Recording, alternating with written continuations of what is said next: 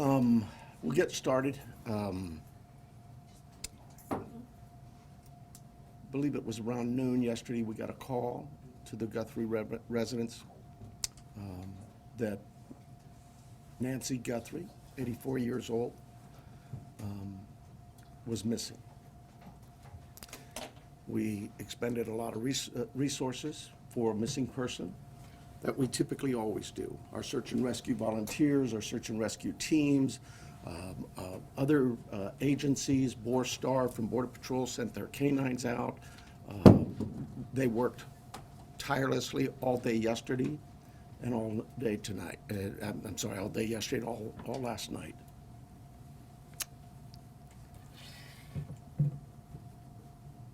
To no avail.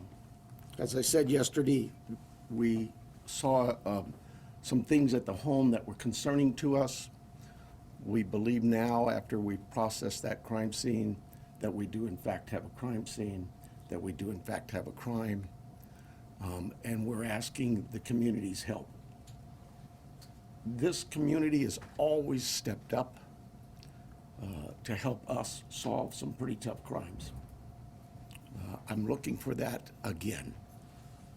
This is a 84-year-old lady who suffers from some physical ailments, has some physical challenges, is in need of medication. Medication that if she doesn't have in 24 hours, it could be fatal. So we make a plea to anyone who knows anything about this, who has seen something, heard something, to contact us. Call 911.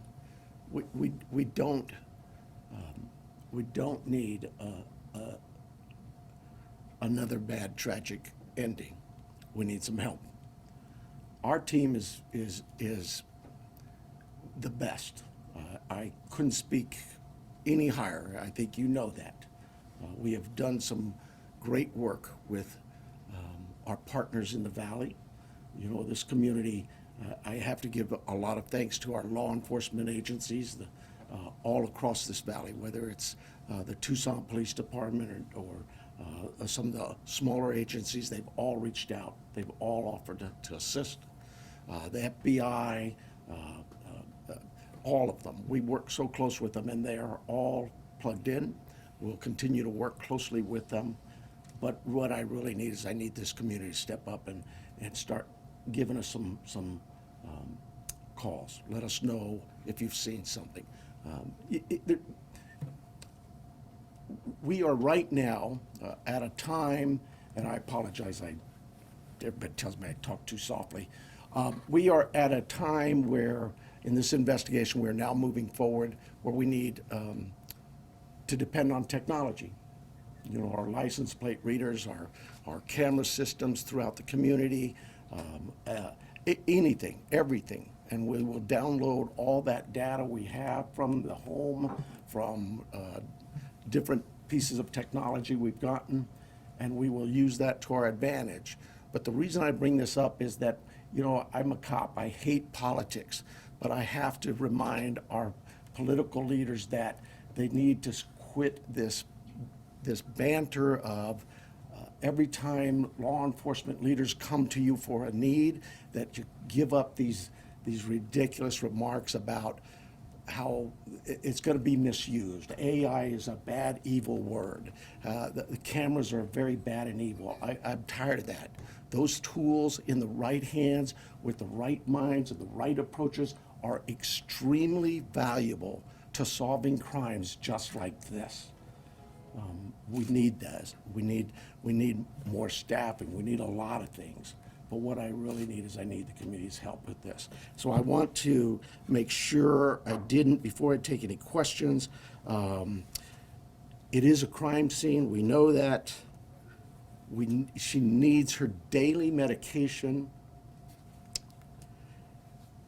And anybody that sees anything that even looks, hey, maybe that's her, just take a quick picture. Take a video, send it to us. The number is real easy here locally. It's 911. You can contact our 88 Crime and remain anonymous. You can call me, anybody. I am here to take any questions you may have. It will be a little limited. I apologize for that, but we do have a crime that we need to protect its integrity.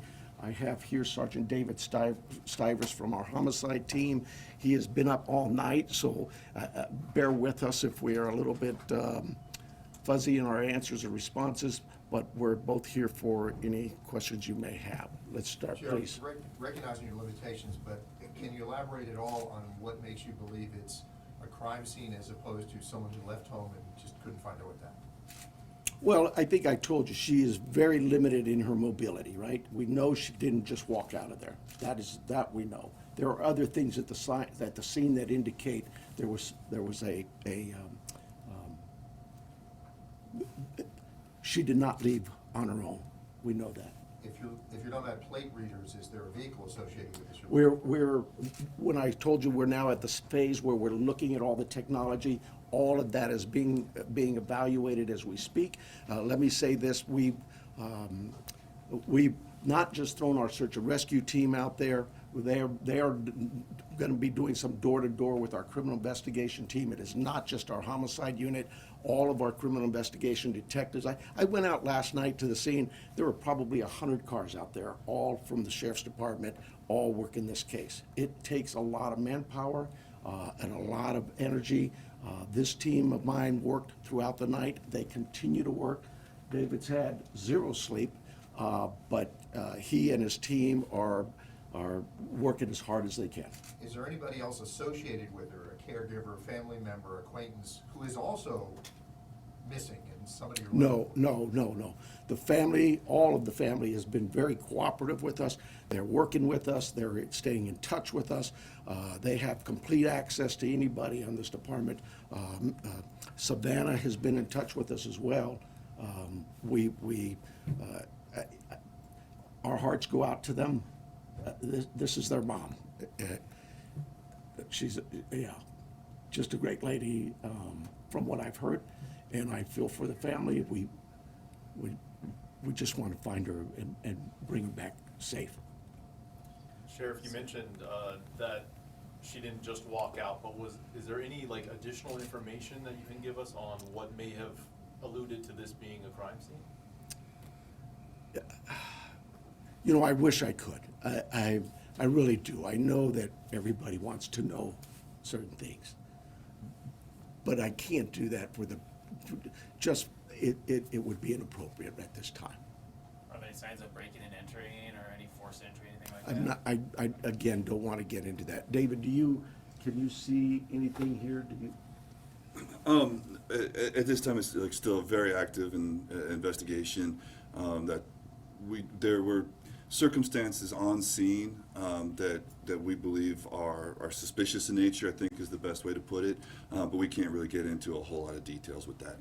Do you believe that this was targeted, or they just happened to hit Savannah Guthrie's mom, or if this was just random? We don't know that. We look at all of that, but we just don't know that. Do they have cameras at the home? They do, and we're looking through some of that. Yeah. With this being an active crime scene, is there any threat to the general public? Trying to figure out my phone. Well, no, I don't think there's an active threat, but I hate to say that because, we're going to canvass that neighborhood, and maybe there's a prowler been seen around. There's a lot of work still to do. We don't have any indication that that the public is in danger. And what does that search look like today beyond what you've already told us about last night's search? So we have shut down our search and rescue mission, and we've sent them home to rest. They were out all night. Look, we put all our air assets into this, our drone systems, our aircraft, our helicopters, heat sensors, infrared, everything we've thrown at this. They're going to step aside. We'll call them out again if we need to do more searching. But right now, we don't see this as a search mission as much as we do a crime scene. Sheriff, can you tell us a little bit about that map?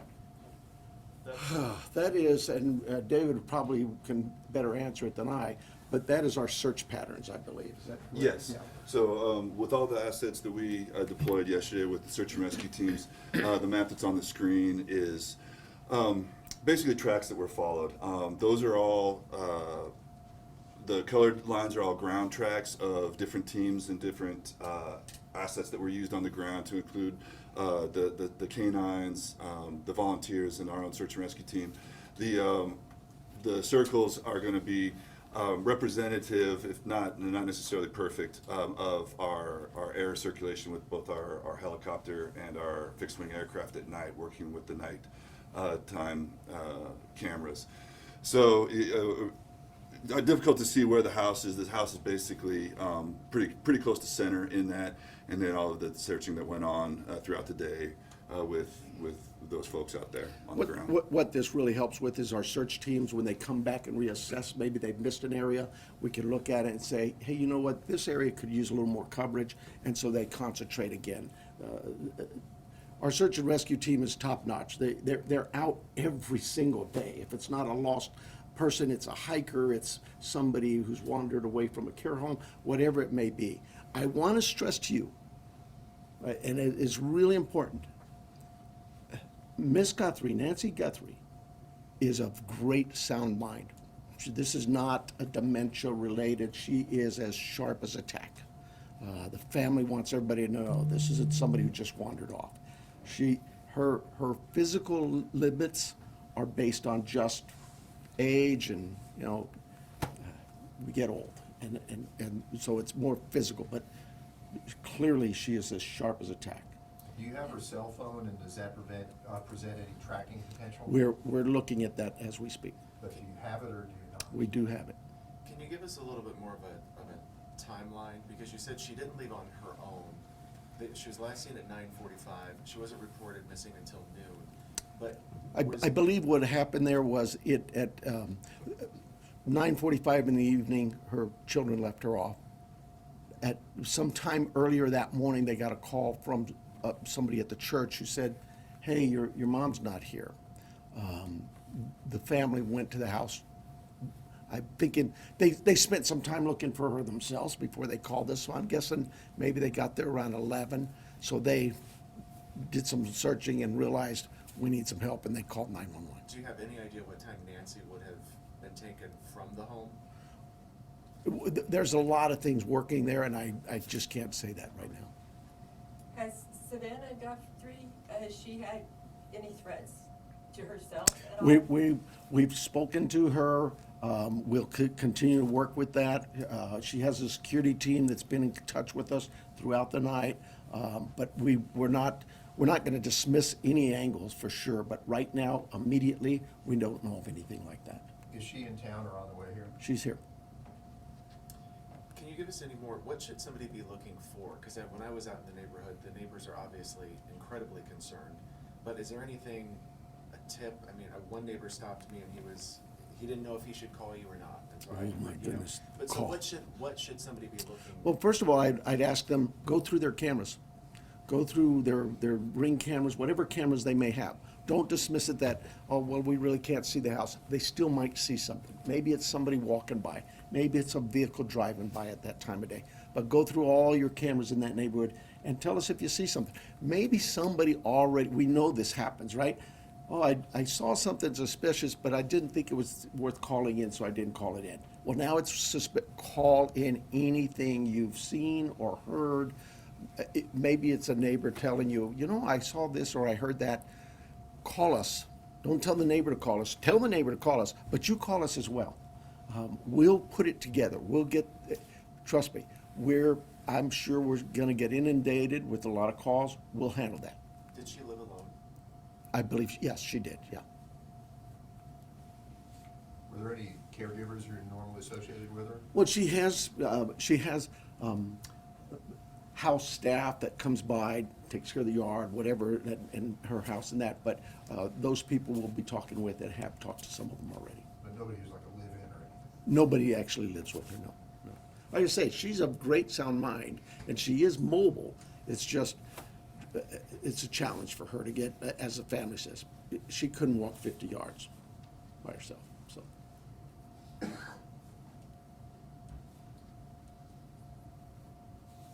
else?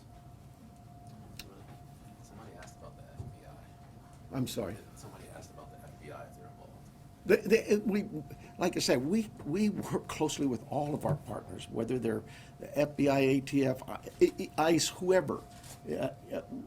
We know that they have certain capabilities and certain resources, just as we have certain capabilities and resources. So yes, we'll continue to work with them, and they've offered assistance to us. We accept that assistance, and we offer assistance.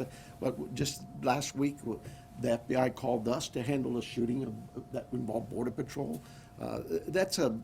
You need to know that. That's just day-to-day routine work for the law enforcement in Pima County in Tucson. We work very closely with our partners. With the amount of time that's gone by, how wide do you cast in the net? Statewide, national? Well, yes, national for sure. I'm hoping the national media's picked up on this. We've gotten a lot of reports, but statewide as well, with Amber Alerts, things like that. All of those things we use. Every tool we have, we will use. Very good. You guys are too easy. Thank you so much. I apologize for being late. I apologize for my political rhetoric of the Board of Supervisors or the City Council. I just get so frustrated, and you know, we just can't do this job without their support. We don't need political statements from the dais and mumbo jumbo. We need them to listen to their law enforcement leaders and really pay attention to the fact that we understand that there's a great potential for abuses in today's world with the technology that's available to us. But you have to, at some point in time, have some faith and trust in your leadership in the law enforcement community to know and understand that we too were elected here to provide a service to our community. I can't think of a community in this planet that wouldn't tell you, number one is public safety. Everybody just wants to be able to know that they can go outside and enjoy their community and come home and be safe at night in their rooms, asleep in bed. And this lady wasn't able to accomplish that. That's a sad statement. We need her back. We need to find her. And time is very critical. She is 84. She needs her meds. Her family needs her too. Thank you so much for being here. Doesn't have David say his first and last name and spelling. Oh, sure. My name is Sergeant David, common spelling D-A-V-I-D, Stivers, S-T-I-V as in Victor, E-R-S. And what's your title? Sergeant. Sorry. Thank you, guys.